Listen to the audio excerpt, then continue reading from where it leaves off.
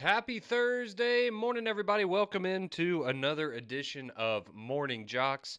Conrad Van Order, Damian Mitchell here with you each and every morning until 7 o'clock. And we always appreciate you making us a part of your morning right here on Jocks as we are days closer to yet another exciting weekend of college football and a couple of big ones, especially in the SEC. We know Alabama and Oklahoma, a lot on the line, and that one for both parties. But you have to feel like if Alabama is able to pull off the victory on Saturday, they've pretty much secured their spot in the college football playoff and maybe with a little bit of help in the SEC championship game as well. You also have Georgia and Texas doing battle. Again, similar for Georgia. You feel like if they're able to get past this one, going to be in a really good spot to essentially have clinched a playoff spot. And for Texas, right, and Oklahoma, they're both fighting for their lives this weekend with a win keeping them in contention. Texas right now in the playoff. Oklahoma the first team out. And a third loss for either one of those teams likely devastating and ending their chances at a college football playoff. So it's going to be a fun weekend. Really, really excited to get into it. And, of course, we're going to dive into that Alabama-Oklahoma game a little more in-depth coming up here around 6:30 because that's what we like to do on Thursdays for whoever Alabama and Auburn are playing that weekend. And, of course, Auburn, if you have missed it, is on a bye this week, so they will not be playing on Saturday. But we also like to start on Thursday with the injury reports for the opponents and Alabama going into this week. And there's some very interesting ones this week. So this is some potentially big changes for this matchup coming up on Saturday. Some things that could have a major impact on it.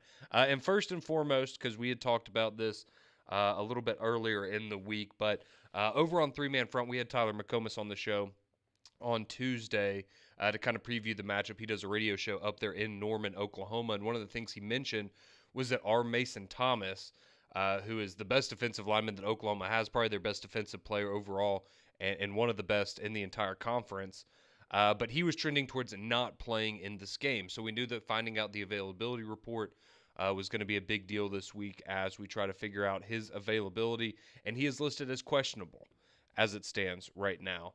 So that certainly is a good sign if you are an Alabama fan because we know how disruptive that guy can be, whether you were watching it in the Auburn and Oklahoma game earlier this season or, one of the other matchups that we've seen the Sooners take on in SEC play here this season. R. Mason Thomas has been an absolute monster for them. So the fact that he's listed as questionable is a good sign potentially for Alabama and really for Ty Simpson in that offensive line, I guess, if we're being more specific about it.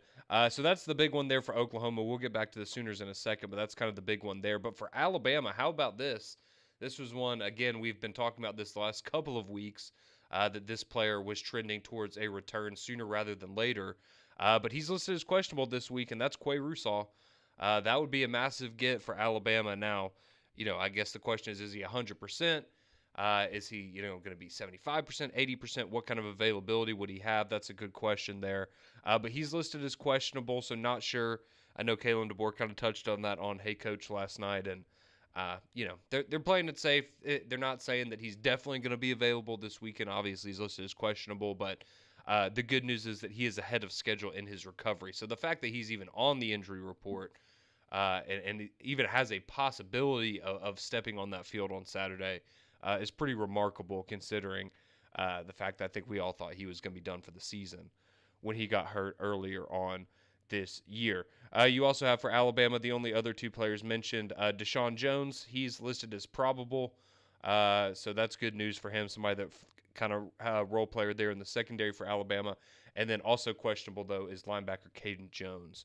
But I think Quay Russaw going to be the one that grabs most people's eyes there for Alabama as they hope to get him back on the field this weekend. And if not, this is definitely a good sign because you would imagine he will certainly be available for the Iron Bowl, if nothing else. Absolutely. And I think for Alabama, even at 85%, Quay Russaw is pretty good.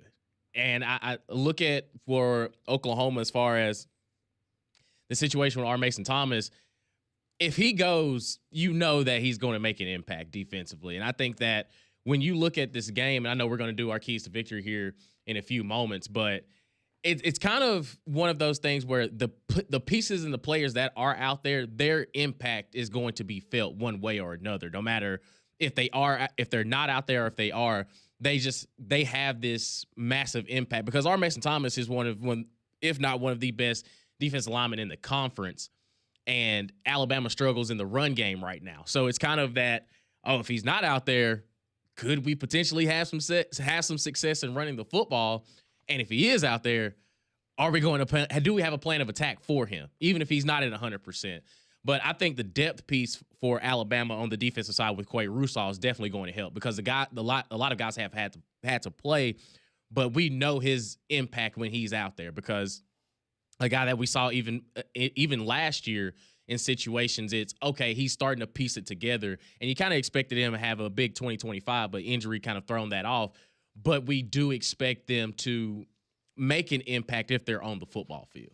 Yeah, there's no doubt about that. So for Oklahoma, a couple of other notes. So you have another player that's questionable. That would be Jaden Jackson. He's the starting defensive tackle for Oklahoma. So again, you pair that up with our Mason Thomas, right? That's two of those starters on that defensive front that has been so scary and given so many teams problems this year, that might not be available, or if they are, clearly not going to be at 100%. And so that would certainly lean to an Alabama advantage, you would think, even if it's just a slight one. They also have some guys listed as probable. You've got Derek Simmons, that's their right tackle. You have Kobe McKenzie, he's a starting linebacker for them, guys that are listed as probable. So again, we would expect to see them out on the field, just maybe a little dinged up at practice. But at this point in the season, just about everybody's kind of dinged up. So that's your injury availability reports, whatever you want to call it, for Alabama and Oklahoma. But again, if you're just now joining us here on the program, the big takeaways are Mason Thomas for Oklahoma is questionable. We were told earlier in the week that he's trending towards not playing, so that would be a big get for Alabama and help that offensive line out a little bit. And then for Alabama, Quay Russaw listed as questionable, so he could potentially return to action this weekend. But if not, certainly looks like he's going to be available for the Iron Bowl coming up in just a couple of weeks. So that's your injury report update there. We did have a little bit of college football action last night. If you're into the MAC, you certainly got your money's worth. Well, if you bet on the favorites. But you had 3 games last night. So Central Michigan, they take down Buffalo 38-19. So Central Michigan, they're now 6-4 on the season. They moved to 4-2 in the MAC. How about this one? Northern Illinois and Massachusetts. Oh, boy. I hope, this is what happens sometimes is you get into some of these trends, and I know Pat Smith yesterday was telling us about how, so Northern Illinois was a 10.5-point favorite, and there's a trend where on Tuesday and Wednesday nights, double-digit home underdogs had a spectacular record of covering. It was like 15-4 or something like that this season. Well, that's definitely changed after last night. Unfortunately, yeah, that didn't happen last night because Northern Illinois beat UMass 45-3. So that did not cover the plus 10.5 points that UMass was looking at last night. So yeah, Northern Illinois, they clobber UMass. UMass now 0-10 on the season and 0-6 in the MAC. So that's certainly not tough year. Good. And then everybody's favorite, Jason Candle, head coach of the Toledo Rockets. They get a big one over the Fighting Ben Roethlisberger's Miami, Ohio, 24-3. So a big win there for Toledo as they are 6-4, 4-2 in the MAC, just like Central Michigan. So that was your college football action that you had going on last night. And a quick reminder tonight, you are going to have Troy as they're going to be doing battle with Old Dominion there in a Sun Belt matchup. Troy 6-3 on the season, 4-1 in conference play. That's coming your way at 6:30 there on ESPN. You also have Thursday night football tonight in the NFL. We've got the Jets at Patriots. Ugh. But everyone can watch the Patriots now because I got some blowback on Monday when I said that the Patriots might be the best team in the NFL right now, or they're the hottest team in the NFL right now. And some people, well, they got a lucky win over the Buccaneers. I don't know. You go into Tampa Bay and you get a win at this point. You earned that one. Tampa Bay's pretty good. And who's New England's head coach? That would be the guy that y'all fired, which was ill-advised. And I think everyone, I guess besides the ownership committee, knew that. That was a bad decision. So I hate that for you, Damian. But yes, Mike Vrabel Yeah. and the Patriots, you'll be able to watch them tonight on Thursday Night Football. And I know a lot of you, some of you probably going down there, going to have a good time tonight in Coleman Coliseum. But a big time college basketball game tonight Yes, sir. at 6 p.m. on ESPN2 as number 2 Purdue is traveling to Tuscaloosa to take on the 8th ranked Alabama Crimson Tide. So a top 10 matchup in college hoops tonight.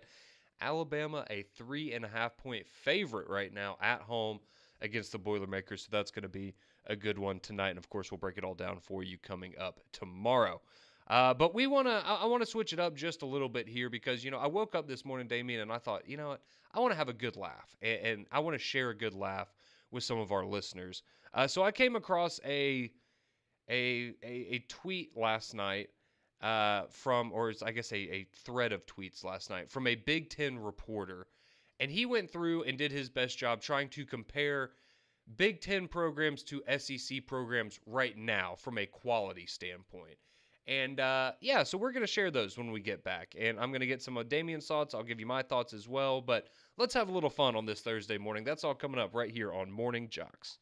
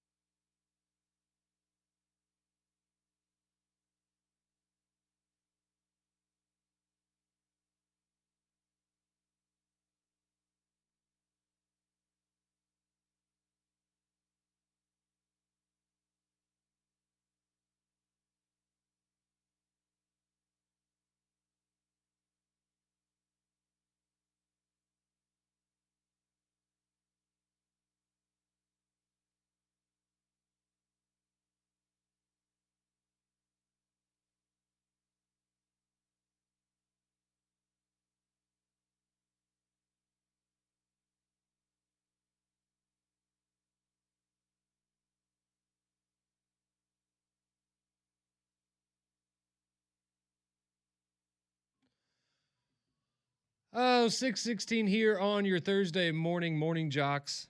Conrad Van Order, Damian Mitchell here with you until 7 o'clock when we will hand you off to McElroy and Kubelik in the morning. But hey, when we do that, you're just going to get more college football talk.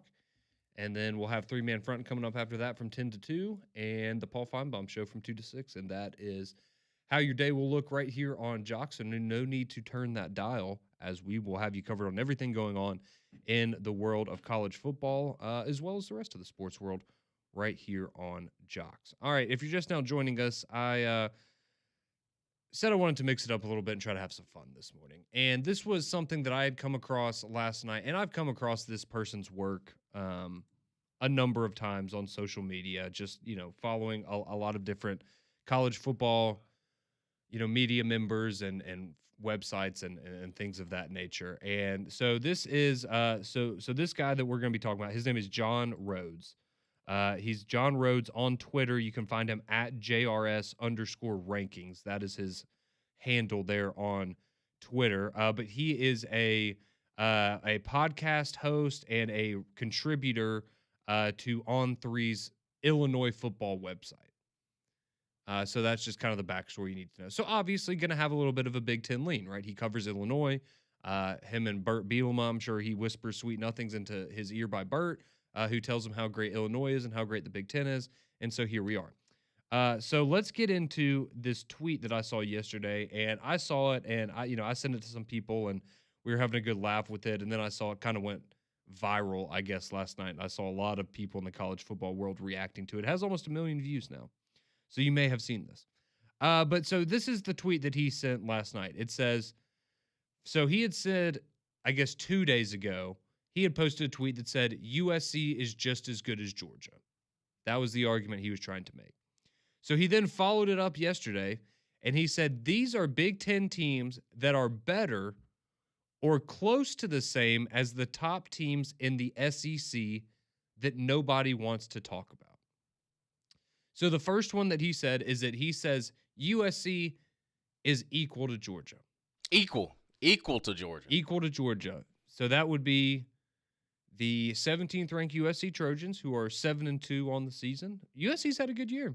They have. They have had a nice year.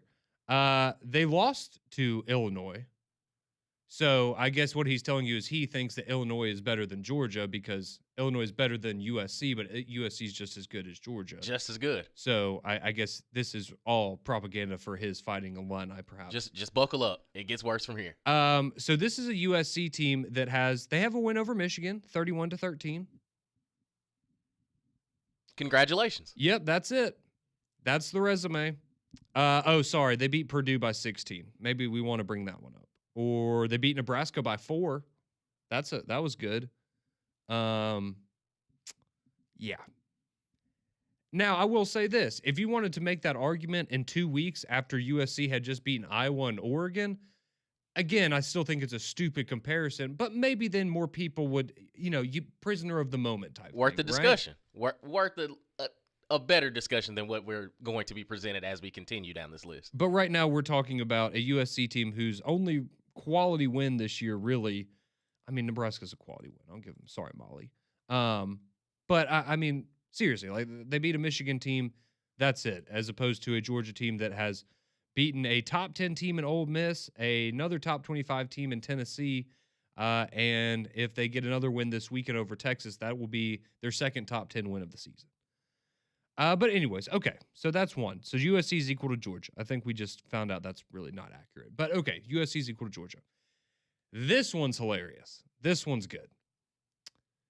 All right, so he brings up Ole Miss for the SEC. He says this Big Ten team is better than Ole Miss right now. Right now. That would be Iowa. The team that just lost to to Oregon on a last-second field goal, which, okay, there's nothing too terrible about that, right? I think we all understand, right? I was good. They play good defense, right? They run the football.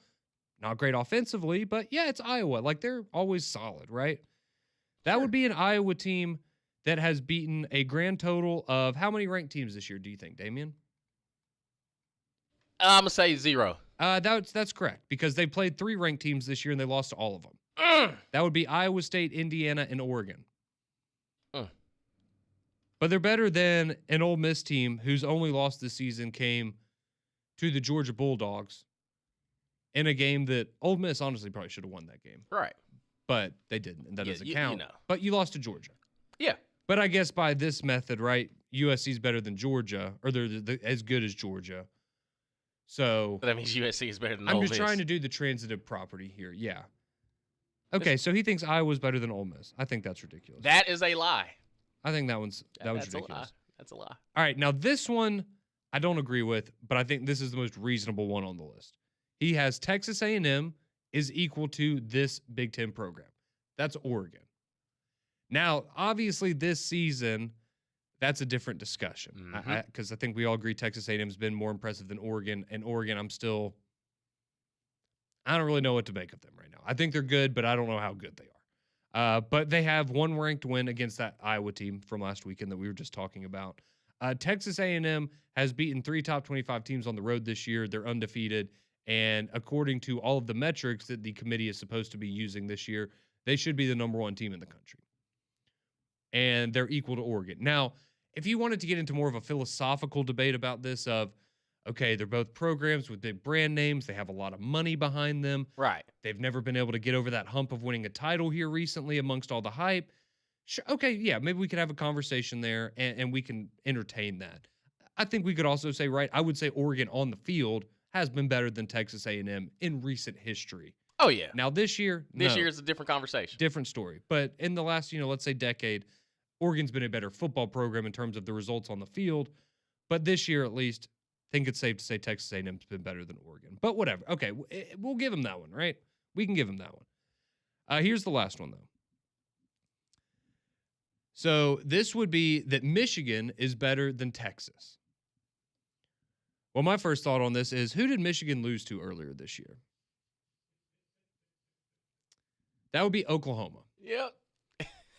And who absolutely demolished Oklahoma in a game earlier this year? That would be Texas. That would be Texas. That would be Texas. So the transitive property does not like that one, Damien. The transitive property does not. The math ain't mathing. The math ain't mathing on that one. But okay, so let's go and look at the Michigan Wolverines, right? Bryce Underwood, they got this fancy quarterback. They're paying him $100 million or whatever. So surely they've got some really high quality ranked wins this year, right? No, they played one ranked team this year and they lost, and it was Oklahoma. Correction, two. Sorry, USC. USC was not ranked at the time they played, but USC is now ranked. But they lost to both of those opponents. But Michigan is better than Texas. Maybe the idea there is that Michigan's going to go and beat Ohio State for the 5th time in a row, and then you could make the go ahead and get ahead of the game. Exactly, because they know what's happening. And we know Texas lost to Ohio State, so then that's where your argument comes into play. I'm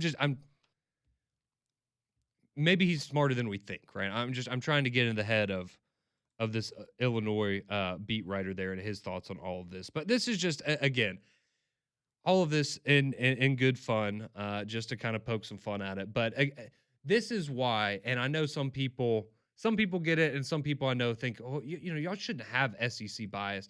And it's not so much the fact of, I wouldn't say that I have SEC bias from the standpoint of I'm not going around trying to tell everybody how great the SEC is, because they already kind of know.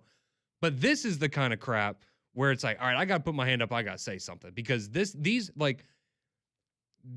Big Ten people that cover that conference and know it very well. Again, not saying the Big Ten's not a great conference, because it is. But this is like, they genuinely believe this stuff. Right. Like this, like they really watch the games on Saturday. Well, they don't watch the SEC as much as they say they do, because otherwise they wouldn't think this. But they look at the box scores from the SEC on Saturday and they compare it to what they actually watch in the Big Ten, and they go, well, yeah, the Big Ten could do that. And they really just don't seem to get it. So it's all in good fun. But yeah, Iowa's better than Ole Miss. USC and Georgia are equivalent. They're not. Now, if you want to go through the history of the program, maybe, but yeah. What if no, not this year. Not this year. And again, there's no disrespect to the Big Ten, but when you look at, it's almost it's cyclical in the SEC, where to me, when you look at what names are kind of towards the bottom, of the SEC, at least the past couple seasons, it started to rotate. Like now we're looking at Vanderbilt as one of the best teams in the SEC, where Kentucky has just pulled off, back-to-back SEC wins. Like it's no joke when we say that, week in to week out, you could have the potential to lose in the SEC. You also have the potential to win because again, like it's the balance, but you have to be on near your A game every single. We've watched this Texas team who beat up on Oklahoma, like physically dominated Oklahoma in Red River, go down to Florida and get absolutely bullied. We've seen that happen. Yep. We've seen last year Ole Miss fall to Kentucky at home. Like there's cycles that go in the SEC where any given Saturday, like it's not a cliche, it's any given Saturday. You don't really necessarily have that in the Big Ten. You kind of lick your chops if you see you got Purdue. Like, okay, UCLA. I mean, besides Penn State, but you pretty much know you got to win if you're a decent program. So I think that, again, you're kind of blinded by what you see, but there's a reason why when you look at television numbers that the SEC is. People want to watch what's going on in the South. The South got something to say. Outcasts say the best. I just okay. Looking back, and it's hard to remember every single game that's being played this year. I get that, but I'm just going back. I'm thinking through the Big Ten season. When you think, man, that was a marquee matchup in the Big Ten this year. Oregon and Penn State at the time. Oregon and Indiana. And did I miss another game that was like a marquee matchup in the Big Ten? I'm being serious. No. Like a Michigan, Ohio State. And okay, the teams, that'll be exciting. And the marquee games had an SEC school with it. Michigan, Oklahoma. Exactly. Ohio State, Texas. That's what I'm, like when you look at Big Ten versus Big Ten matchups this year, I can really like those are the two I think of. They're right. Yeah, I was really excited for those games. Like I was excited to watch Oregon and Iowa because I was like, okay, this is going to be a good test. Like this is going to be a good, like we're going to figure out a lot about both these teams. That's not a marquee matchup in my opinion, but I just it is what it is. So I had to get that off my chest. Wanted to give everyone a good laugh this morning. I'm fine with it, brother. You're good. You're good. Some people on the courtesy GMC text line seem to be agreeing with saying a lot Iowa's of it better well. than Ole Miss. That's wild. That's wild. No disrespect to Kirk Ferentz, but I wouldn't want to see that product on the field against Ole Miss. I wouldn't want to see it. Head to head, Ole Miss, I think they mop the floor with them. I was about to say, now maybe if they're playing, at Iowa and it's 27 degrees outside and it's sleeting, then yeah, okay, sure, we'll make things interesting. But you want to go play this at a neutral site? Let's go play this in a playoff game in a dome somewhere? You're telling me the Ole Miss is, Lane Kiffin going to hang 70 on. Not going to see an offense like that. Outside of maybe. And also the USC equivalent to Georgia thing. Like, USC ain't ready for that kind of physicality. And this is a down year for Georgia. This is a down year for Georgia, and they're not ready for that physicality. No, it would not go well for them. But it's okay. Some people like to think that they're equal, and that's what helps them sleep at night. So we will let them have that. But let's take it back to the SEC. Got a big matchup coming up this weekend with Alabama and Oklahoma. We're going to tell you everything you need to know about that game, as well as get some of your comments and concerns on what the Tide have awaiting for them in Tuscaloosa this weekend. College football playoff and SEC championship game implications big time this weekend. We break it all down for you next here on JOX.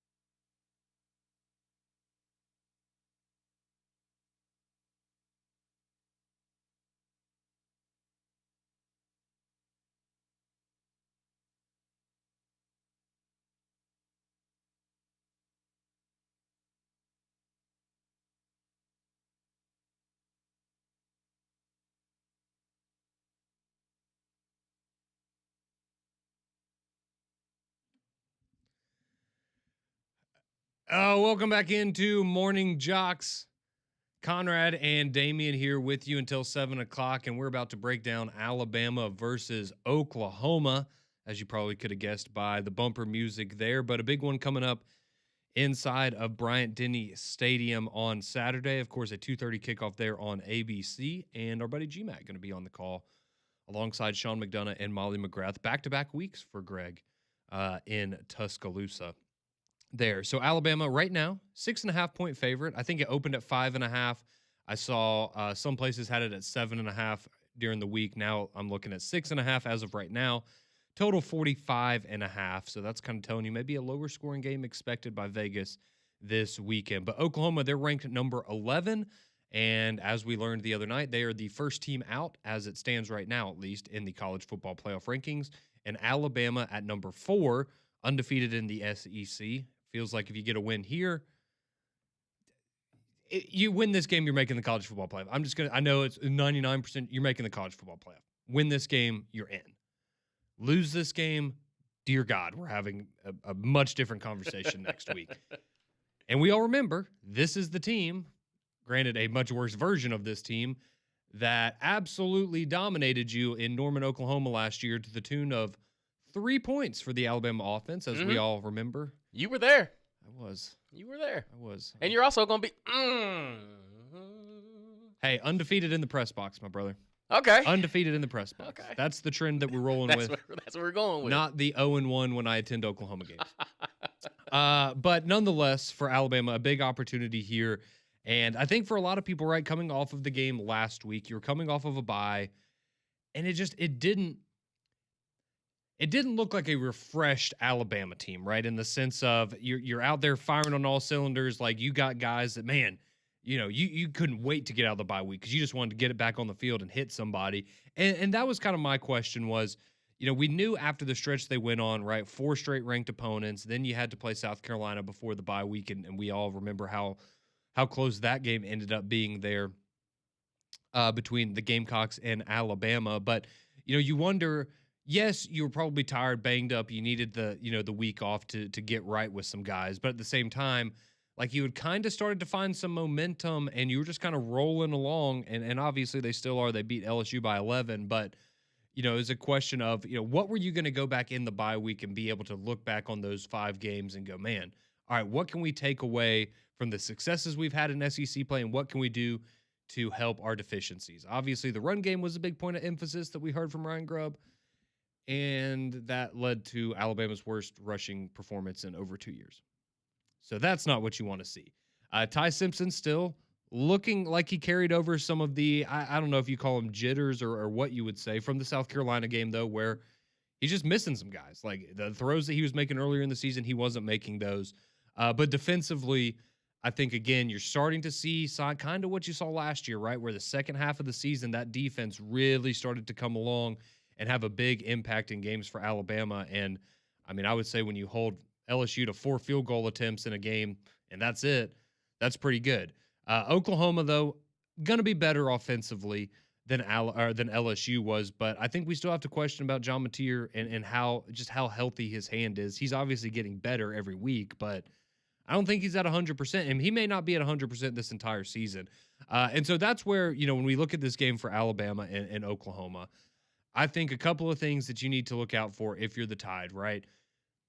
You need to be able to start hitting those explosive plays down the field. Ty Simpson this year on throws deep down the field of 30-plus yards, 2 of 14 on the season. That's got to be better. That number has got to be better. Mm-hmm. And it's there, right? Like, we've seen it. The routes are being run. The separation is being had by the receivers. Just some of the throws are a little bit off. When you start connecting on those, I think that's when things start to look a little different, right? Because you go back to that LSU game last week. All right, let's say he hits on that big pass to Jeremy Bernard that would have been a touchdown. All right, at least at that point, we're talking about a 27-9 game.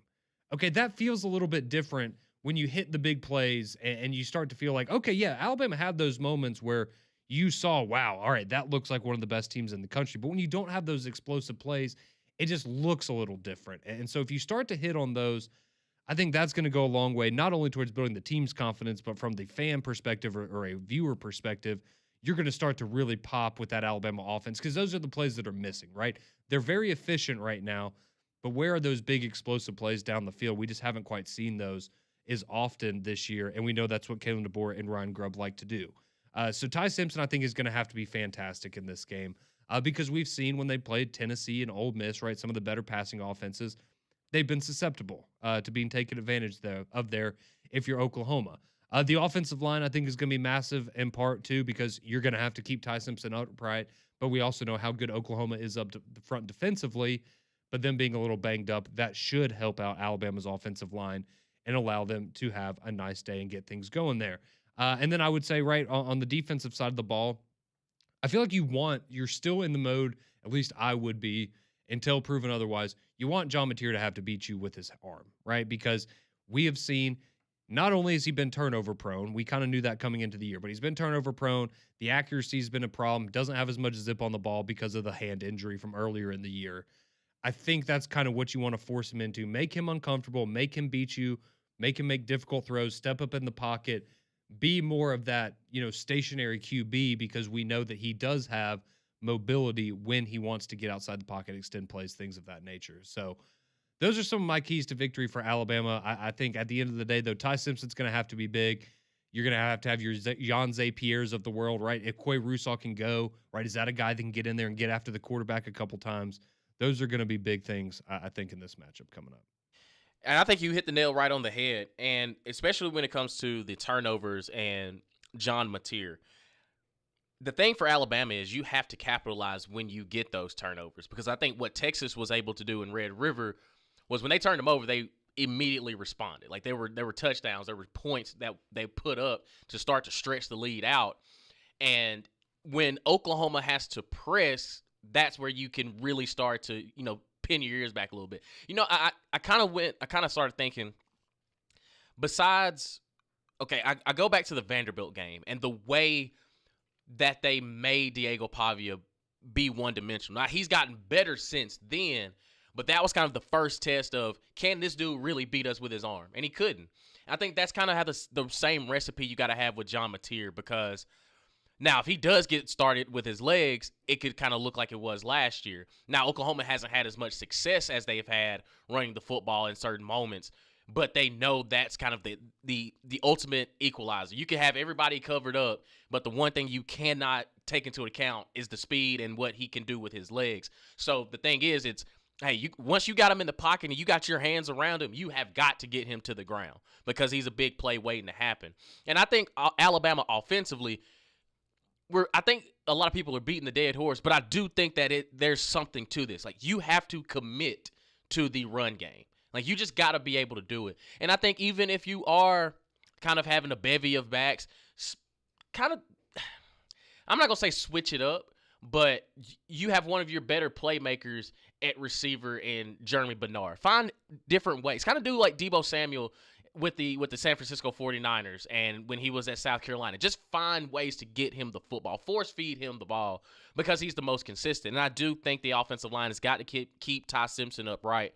And when you have those home runs, you've got to connect. Like, at some point, they got to be able to, blow the top off. That kind of loosens up the secondary of, okay, we got to get back. Because, again, if Ryan Williams is behind you, Isaiah Horton, and also Jeremy Bernard are behind you, your defense is in some major trouble. You're in some major trouble. So if they're hitting those home run balls, it makes it a lot easier intermediate too, because now the safeties are trying to, haul tail to get back there. Now that leaves the middle of the field open for you, which you have the most of your success in those intermediate routes. So I think collectively for Alabama, it sets up really well, but there are some hiccups that could happen. But a lot of it's more self-reflection than it is Oklahoma actually doing something, to affect that. So I do think that there are things that you can correct, but it's going to be difficult because Oklahoma defensively, they're legit. They are legit.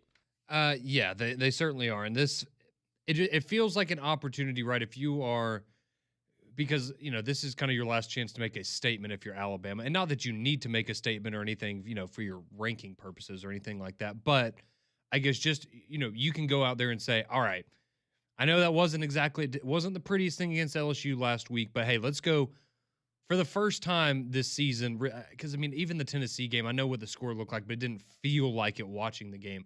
But for the first time, can you go and get on their neck, right? Like get after them and find a way to, whether it's in, maybe in the third quarter, early in the fourth quarter, can you take that kill shot where maybe you're going up, you score a big touchdown and you're going up 17 with 12 minutes left to go in the game, that kind of thing where you're leaving no doubt who the dominant team was on the field that day.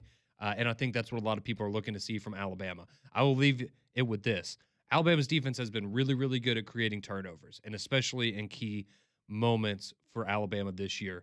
Since the Auburn game when John Mateer got hurt, since he's come back from that injury, he has thrown in 4 games, 2 touchdowns, 4 interceptions, and he's averaging 183 passing yards a game. That hand Seems like an opportunity there. Yeah, the hand still hurts. If you are the Kane Womack defense. So that's going to be another big key, I think, for Alabama coming up this weekend. But a lot of you have chimed in with your thoughts on the Courtesy GMC text line, 205-834-9450. We'll see you on the phone line as well. We'll continue talking Alabama and Oklahoma and the rest of the SEC this weekend right here on JOX.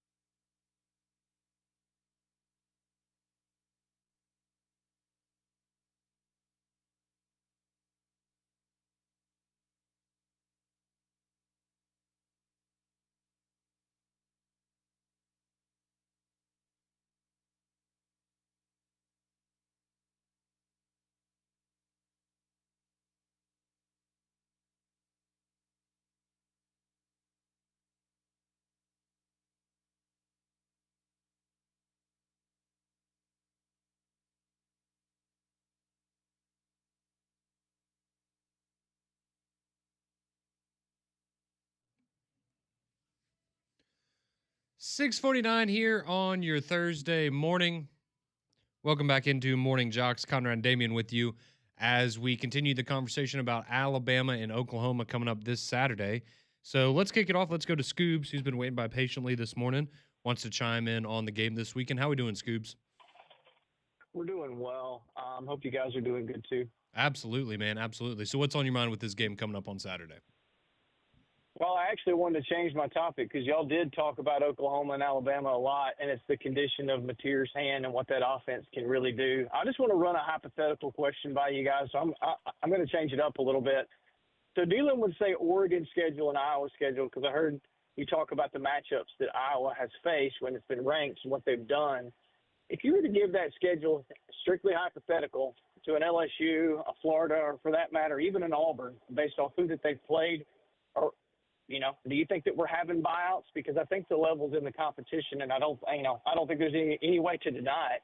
So I was just curious what you guys think on that. Are those coaches being replaced with a schedule like that from the Big Ten? I got you. I appreciate you calling in this morning, Scoobs. All right, let's go look at, just real quick, we'll look at Iowa, and we'll say, all right, he brought up Florida. So, look, okay, I think you're going to beat Albany. You're going to beat UMass, I think, if you're Florida. I feel you're going to beat Wisconsin. Wisconsin's really bad this year. I feel good about that. Iowa State, okay, I think that's probably an interesting matchup, right, for Florida. I think they're more talented, but it's Florida. It's kind of hard to, whatever. I'll say we'll count that as a loss since Iowa has that as a loss as well. Rutgers, I think Florida's better than Rutgers. Penn State. It's like in hindsight. I was about to say this version of Penn State now, yeah, I think Florida would get the win, but early in the season, maybe not. Minnesota, I think Florida's better than Minnesota personally, but I also, again, like Minnesota, like defensively, they're tough. I wouldn't want to play Minnesota, but, I don't think there's a lot of teams that just want to play Florida either. In terms of getting a buyout, yeah, because you're still losing to Oregon, you're still losing to Indiana, you're still probably losing to Iowa State. You're not making a college football playoff if you're Billy Napier at Iowa with their schedule, in my opinion. So yeah, you probably are still getting fired, but and I'll go ahead and tell you, it would look a lot different. Yeah, I'd go ahead and tell you if you were Auburn and you had this schedule, the only two games I can see you losing probably Indiana, but I think you would give Oregon a run for their money. Other than that, you're beating the brakes off everybody. You should be, yeah. Yeah, even the version with Hugh Freeze. I mean, you're playing Big Ten ball anyway. Great defense, offense looks But if you play like you did Saturday, man, you might be undefeated on this schedule. Well, yeah, if you play like if they play like that, they might be undefeated in the SEC this season if they played like that all year. One loss because they lost to Vanderbilt, but but yeah, no, that's a good question, Scoobs. But again, to be fair, I don't think it's a situation where you could put those coaches in Iowa's schedule and just automatically say they wouldn't be fired. I don't think we've quite gotten there yet. Let's see. This one says, Jamie texts in, says, no matter how much you slice it up, the SEC is so superior to the Big Ten from the multiple national championships and multiple teams over the last 25 years. Okay, yeah, that's a lot, but appreciate you sitting on. But yes, essentially, he's saying they're really not comparable. The two conferences are. Let's see.